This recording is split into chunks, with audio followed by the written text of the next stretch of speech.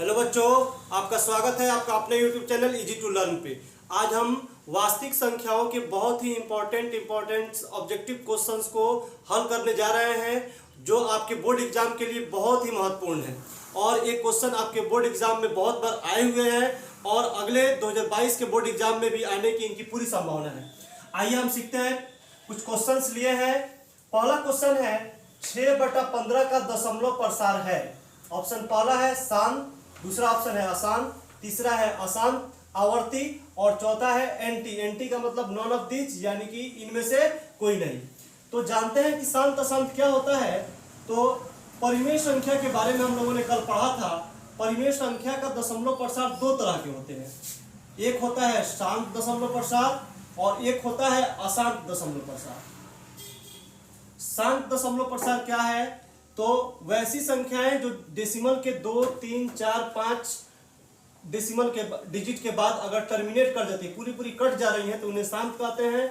और वैसी संख्याओं का दशमलव प्रसार जो नहीं कट पा रही हैं, ठीक है, दशमलव के 2-4 अंकों के बाद अगर नहीं कट पा रही हैं और उनका रिपीटेड होना शुरू हो गया, पुनरावृत्ति होना शुरू हो जाता है, तो उसे हम लोग कहते हैं अशांत आवर्ती। क्या कहते हैं?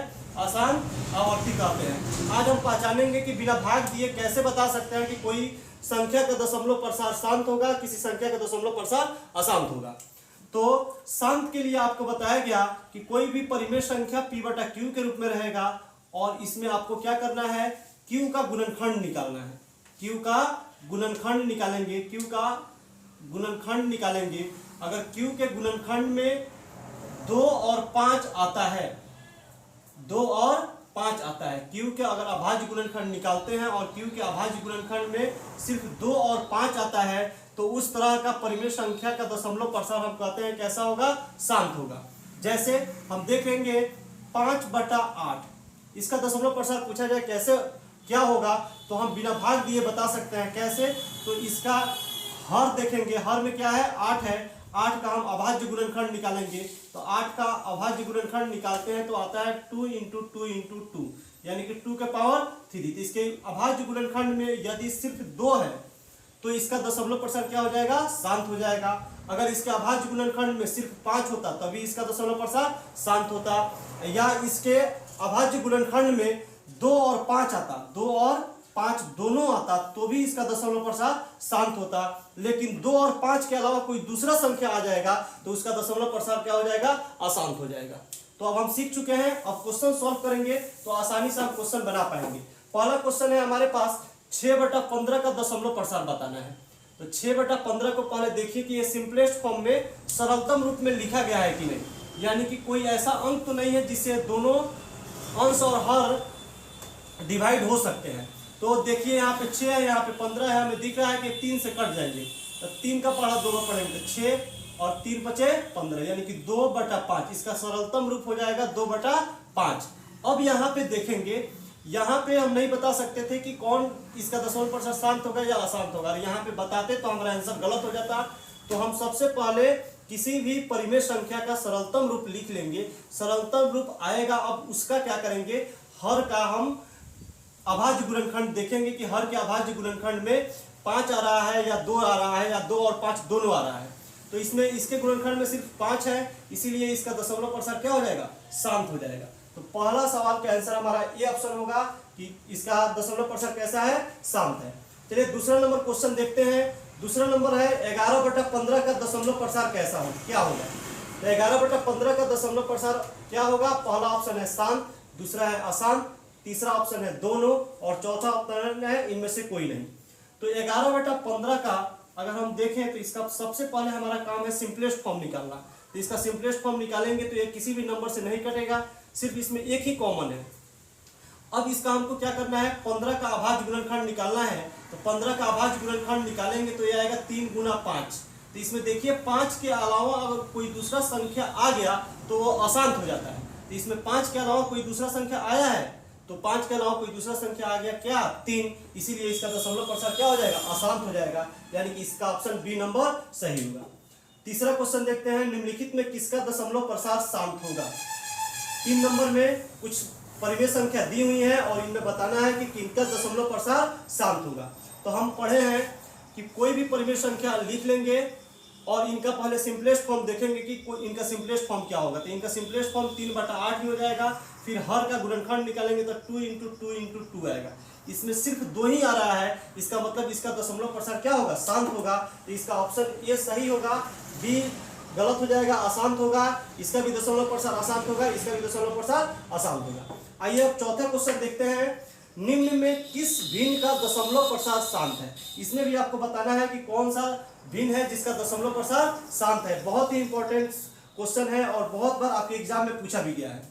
तो हम पहला सवाल देखते हैं 11/700। पहला ऑप्शन है आपका 11/700। इसका सिंपलेस्ट फॉर्म निकालेंगे तो 11/700 ही आएगा। अब 700 का अगर हम गुणनखंड निकालें तो इसमें आ जाएगा 7 ×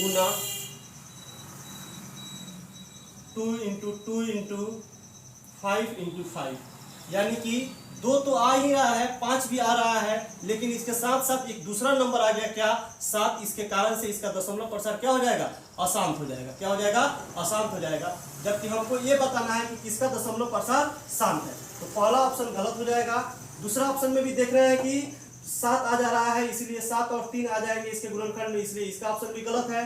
तीसरा ऑप्शन देखते हैं। तीसरा ऑप्शन है 343/2 के पावर 3 गुना 5 के पावर 3 गुना 7 के पावर 3।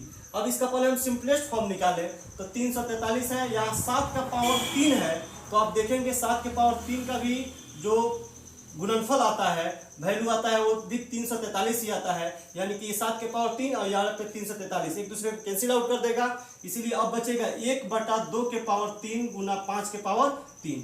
अब देखिए इसके हर का गुणनखंड में सिर्फ 2 बचा है और क्या बचा है, 5 बचा है।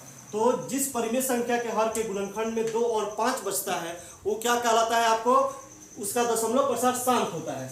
यानी कि आपका ऑप्शन सी सही हो जाएगा। अगला क्वेश्चन है 2 परिमेय संख्याओं के बीच कितनी परिमेय संख्या हो सकती है। तो हम जानते हैं 2 परिमेय संख्याओं के बीच में कितनी परिमेय संख्या हो सकती है, अनंत परिमेय संख्या हो सकती है। आइए अब हम छठा प्रश्न देखते हैं। छठा प्रश्न है 1.34 को परिमेय संख्या के रूप में लिखिए। तो पीछे वाले कंसेप्ट से ये अलग है कि 1.34 को परिमेय संख्या के रूप में लिखना है।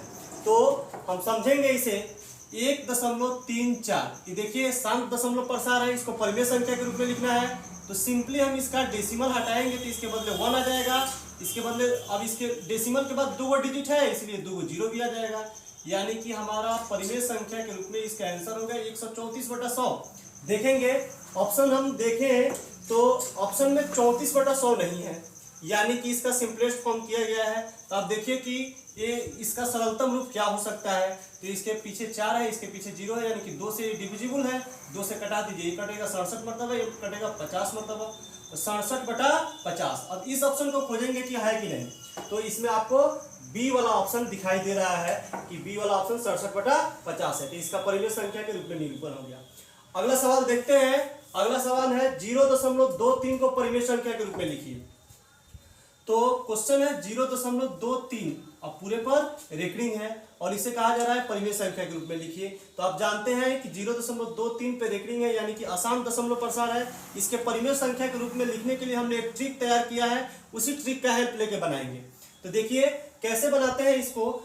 जब भी कोई अशांत संख्या दशमलव प्रसार दिया हुआ है और उसे परिमेय संख्या के रूप में लिखना है तो आप डेसिमल और इस रेकरिंग को हटा के लिख देंगे 0, 2, 3 ऐसे लिखेंगे। फिर उसके बाद माइनस देंगे और डेसिमल के बाद, ठीक है, रेकरिंग के जितने संख्याओं पर रेकरिंग है उनको छोड़ देंगे और जो बचा हुआ संख्या है उसको घटा लेंगे। तो रेकरिंग किस पे है, 2 और 3 पे है, यानी कि बचा संख्या क्या है, सिर्फ 0 है। तो इसे 0 घटा लेंगे और डिवाइड करेंगे। देखिए डेसिमल के बाद जो स्वतंत्र अंक होता था उसके लिए 0 देते थे, लेकिन यहाँ पे रेकरिंग वाला जो डिजिट है, रेकरिंग के बाद कौन डिजिट है, डेसिमल के बाद कौन डिजिट है जिस पर रेकरिंग है, तो 2 डिजिट है, इसीलिए हम इस पे 2 9 दे देंगे, 2 9, यानी कि 23 में से 0 घटाएंगे तो 23 आएगा और बटा 99। ऑप्शन में खोजेंगे कि 23/99 कहाँ है, वही मेरा आंसर होगा। तो ये 12/37, 23/99 बी वाला ऑप्शन है, यही हमारा सही आंसर है। आइए अब तीसरा क्वेश्चन को देखते हैं। 0.3 का परिमेय संख्या के रूप में लघुत्तम रूप बताना है। तो आपका क्वेश्चन है 0.3 पर रेकरिंग है, तो तो वही प्रोसेस अप्लाई करेंगे, इस संख्या को उतार देंगे, 0 3 सब्ट्रैक्ट करेंगे, जिस पे रेकरिंग नहीं है, रेकरिंग किस पे नहीं है, 0 पे, तो 0 को हटा देंगे, जितना संख्या पर रेकरिंग होगा उतना ही 9 देते हैं। तो कौन सा संख्या पर रेकरिंग है, एगो संख्या पर, एगो 9 देंगे, यानी कि इसका आंसर हो जाएगा 3/9। अब बताइए 3/9 आपके ऑप्शन में है नहीं है, यानी कि इसका सिंपलेस्ट फॉर्म करना होगा। तो 3 एकम 3 और 3 तिहाई 9, यानी कि आगे आपका आंसर 1/3। अब ऑप्शन में ढूंढेंगे कि 1/3 कहाँ है, वही आपका आंसर हो जाएगा। चलिए अगला क्वेश्चन देखते हैं। अगला क्वेश्चन है संख्या 23.43 पर रेकरिंग। 23.43 पर रेकरिंग को P/Q के रूप में लिखा जा सकता है। ऑप्शन ए है, बी, सी और डी है। देखेंगे इसमें कौन सा सही है।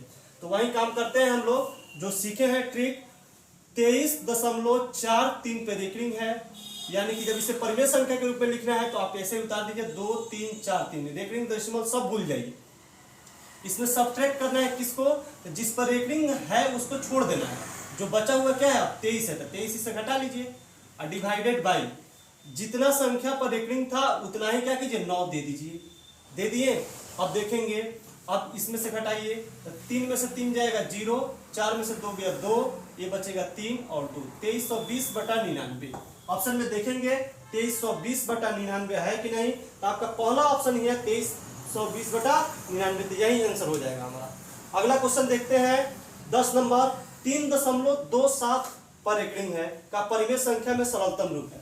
देखिए इस वाले क्वेश्चन में थोड़ा सा अलग किया गया है, क्वेश्चन में पूछने का तरीका बदला गया है। 3.27 पर रेकरिंग, 2 पे रेकरिंग नहीं है, 7 पे रेकरिंग। अभी जितने क्वेश्चन पढ़े थे तो डेसिमल के बाद सारे संख्याओं पे रेकरिंग था, लेकिन इस वाले क्वेश्चन में 2 पे रेकरिंग नहीं है, सिर्फ किस पे है, 7 पे रेकरिंग है। तो आइए सीखते हैं इस संख्या को परिमेय संख्या के रूप में कैसे लिखेंगे। तो 3.27 पे रेकरिंग है। अब इसको लिखने के लिए तो प्रोसेस वही है, 3 2 7, रेकरिंग दशमलव सब चीज भूल जाइए, माइनस कीजिए जिस पर रेकरिंग नहीं है, तो 7 पर रेकरिंग है, बचा क्या 3 2, तो 32 घटा लीजिए और डिवाइडेड बाई डेसिमल के बाद जितने संख्या पर रेकरिंग है उतना 9 दे दीजिए। तो कितने संख्या पर रेकरिंग है, एक संख्या पर रेकरिंग है तो एक तो 9 दे देंगे। अब डेसिमल के बाद कुछ संख्या है जिस पर रेकरिंग नहीं है, तो रेकरिंग नहीं है तो इसके बदले हम लोग क्या देते थे, 0 देते थे, सिंपल 0 दे दीजिए। अब ये आपका आंसर हो जाएगा। तो 327 में से 32 घटाइएगा तो ये बच जाएगा आपको 295 और डिवाइडेड बाई 90। अब देखिए 295/90 ऑप्शन में है। देखिए आपको फंसाने के लिए 295/99 ऑप्शन में लिखा हुआ है, तो आप यहीं पर टिक कर देंगे। लेकिन देखना है कि अगर ऑप्शन में नहीं है तो इसका सिंपलेस्ट फॉर्म हो सकता है। तो देखिए यहाँ पे 5 है, इसके इकाई स्तर पर क्या है 0 है, ये 5 से कट जाएगा, 5 से कटाइए 5 × 5 = 25, 5 × 9 = 45, ये कटेगा 18 × 5 = 90, यानी कि 59/18। ऑप्शन में देख लीजिए 59/18 है, ऑप्शन सी 59/18 है, यही आपका सही आंसर होगा। अब नेक्स्ट क्वेश्चन देखते हैं। अगला क्वेश्चन है निम्न में कौन अभाज्य संख्या है। अब हम थोड़ा सा समझ जाएं कि भाज्य संख्या क्या है और अभाज्य संख्या क्या है। तो हम जानते हैं कि अभाज्य संख्या वैसी संख्या जिसके पास सिर्फ 2 ही गुणनखंड हो, वैसी संख्या जिसके पास गुणनखंड की संख्या कितनी होती है, सिर्फ 2 होती है। और 2 कौन कौन सा होगा, एक तो 1 होता है और एक स्वयं जो नंबर है वही होता है उसका गुणनखंड। तो वैसी संख्या जिसके पास सिर्फ 2 ही गुणनखंड हो और वो दोनों गुणनखंड क्या होगा, एक तो 1 होगा और स्वयं वो संख्या होगा, उसी को हम लोग क्या कहते हैं, अभाज्य संख्या कहते हैं। भाज्य संख्या किसे कहते हैं, तो भाज्य संख्या वैसी संख्या जिसके पास 2 से अधिक गुणनखंड हो, 2 से अधिक गुणनखंड, यानी कि जिसके पास गुणनखंडों की संख्या जो है 2 से अगर अधिक है तो उसे हम लोग क्या कहेंगे, भाज्य संख्या कहेंगे। तो आइए नंबर्स में हम देखते हैं कि कहाँ से भाज्य संख्या का शुरुआत होता है, कहाँ से अभाज्य संख्या का शुरुआत होता है। तो थोड़ा सा हम अच्छे से अगर समझ लें तो सारा कंसेप्ट हमारा क्लियर हो जाएगा। 1 का गुणनखंड सिर्फ 1 होगा, 2 का गुणनखंड क्या होगा, सिर्फ 1 होगा और 2 होगा। 3 का गुणनखंड क्या होगा, 1 और 3 होगा। 4 का गुणनखंड क्या होगा, 1 और 1 होगा, 2 होगा और 4 होगा। 5 का गुणनखंड क्या होगा, 1 और 5 होगा। 6 का गुणनखंड क्या होगा, 1 2 3 और 6 होगा। 7 का गुणनखंड क्या होगा, 1 और 7 होगा।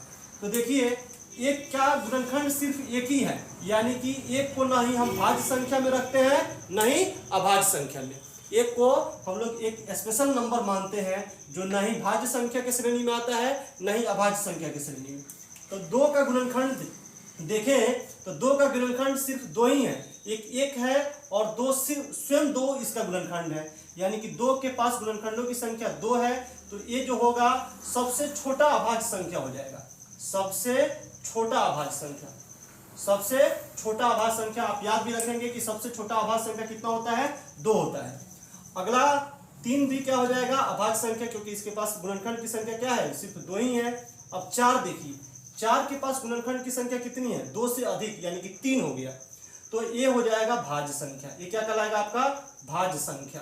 तो सबसे छोटा भाज्य संख्या कितना होगा, 4। याद रखेंगे सबसे छोटा अभाज्य संख्या 2 होता है और सबसे छोटा भाज्य संख्या कितना होता है, 4 होता है। आइए अब क्वेश्चन को सॉल्व करते हैं।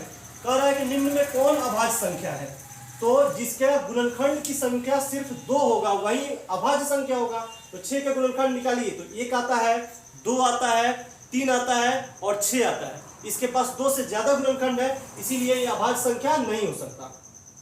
9 का भी गुणनखंड निकालिएगा तो 1 आएगा, 3 आएगा और 9 आएगा। इसके पास भी गुणनखंड की संख्या 2 से ज्यादा है, यानी कि ये भी नहीं हो सकता है। 15 के पास भी देखिए तो 15 का भी गुणनखंड क्या होगा, 2 से ज्यादा हो जाएगा, यानी कि 1 हो जाएगा, 3 हो जाएगा, 5 हो जाएगा, 15 हो जाएगा। जबकि 11 का गुणनखंड निकालेंगे तो इसका गुणनखंड सिर्फ 1 और 11 होगा, यानी कि 11 के गुणनखंडों की संख्या कितनी है, 2 है। तो हमारा सही आंसर क्या हो जाएगा, 11 हो जाएगा। अब शायद आप भाज्य संख्या और अभाज्य संख्या पहचानने में कभी दिक्कत नहीं होगा आपसे। अगला सवाल है, 2 या 2 से अधिक अभाज्य संख्याओं का मसा क्या होगा। मसा हम समझते हैं हाईएस्ट कॉमन फैक्टर, यानी कि कोई भी 2 संख्या जिसमें हाईएस्ट कॉमन नंबर जो होता है वही उसका मसा कहलाता है। तो हम देखते हैं कि 2 अभाज्य संख्या का मसा क्या हो सकता है। जैसे हम 2 अभाज्य संख्या ले लिए 5 और 3, तो 5 का गुणनखंड क्या होगा, 1 और 5 होगा। 3 का गुणनखंड क्या होगा, 1 और 3 होगा। अब बताइए कोई भी 2 अभाज्य संख्या होगा उसका हाईएस्ट कॉमन जो होगा ना वो सिर्फ 1 ही होता है, यानी कि बड़ा से बड़ा संख्या जो दोनों में कॉमन हो वो क्या होगा, सिर्फ 1 होता है। इसीलिए अभाज्य संख्याओं का जब हम मसा निकालने जाते हैं, 2 हो या 2 से अधिक हो, तो उनका मसा निकल के आता है 1, यानी इसीलिए इसका आंसर क्या हो जाएगा, ऑप्शन ए सही होगा। अगला सवाल देखते हैं, यूक्लिड विभाजन एल्गोरिथम 2 धनात्मक पूर्णांकों का निम्न में से किसे पलकरित करने का तरीका है। यूक्लिड विभाजन एल्गोरिथम हमने पढ़ा है पहले अध्याय में। उस यूक्लिड विभाजन एल्गोरिथम क्या निकालने का तकनीक है, 2 संख्याओं का बताइए, लसा निकाला जाता है या मसा निकाला जाता है या भागफल निकाला जाता है या शेषफल निकाला जाता है। तो यूक्लिड विभाजन एल्गोरिथम 2 संख्याओं का मसा निकालने का तकनीक बताता है।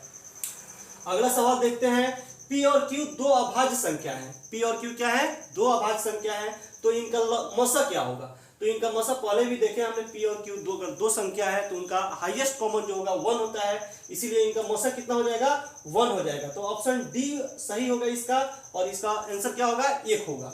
अब देखिए कभी कभी एक क्वेश्चन पूछा जा सकता है कि P और Q 2 अभाज्य संख्या है तो इनका लसा क्या हो सकता है, इनका लसा क्या हो सकता है। तो अभाज्य संख्या का लसा जो होता है इन दोनों संख्याओं का गुणनफल हो जाता है। अभाज्य संख्या का लसा क्या होता है, इन दोनों संख्याओं का गुणनफल। तो कभी पूछा जाए P और Q का लसा क्या हो जाएगा, एलसीएम क्या हो जाएगा, तो P इंटू Q हो जाएगा। याद रखेंगे बहुत बार क्वेश्चन में पूछा गया है, अगर 2 अभाज्य संख्या का मसा पूछा जाता है तो मसा कितना होगा, 1 होगा, और उनका लसा पूछा जाता है तो लसा उन दोनों संख्याओं का गुणनफल हो जाएगा। अगला सवाल देखते हैं, सबसे छोटी अभाज्य संख्या तथा सबसे छोटी भाज्य संख्या का गुणनफल क्या होगा। तो हमने देखा था कि सबसे छोटी अभाज्य संख्या, सबसे छोटी अभाज्य संख्या क्या निकल के आ रहा था, 2 आ रहा था। क्या आ रहा था, 2 आ रहा था। और सबसे छोटी भाज्य संख्या, सबसे छोटी भाज्य संख्या हमने देखा था कि शुरुआत कहां से हुआ था, 4 से हुआ था। तो 2 और 4 का गुणनफल पूछा जा रहा है, तो 2 और 4 का गुणनफल कितना होगा, 8 होगा। तो हमारा आंसर हो जाएगा ऑप्शन नंबर सी, जो 8 है वही सही होगा।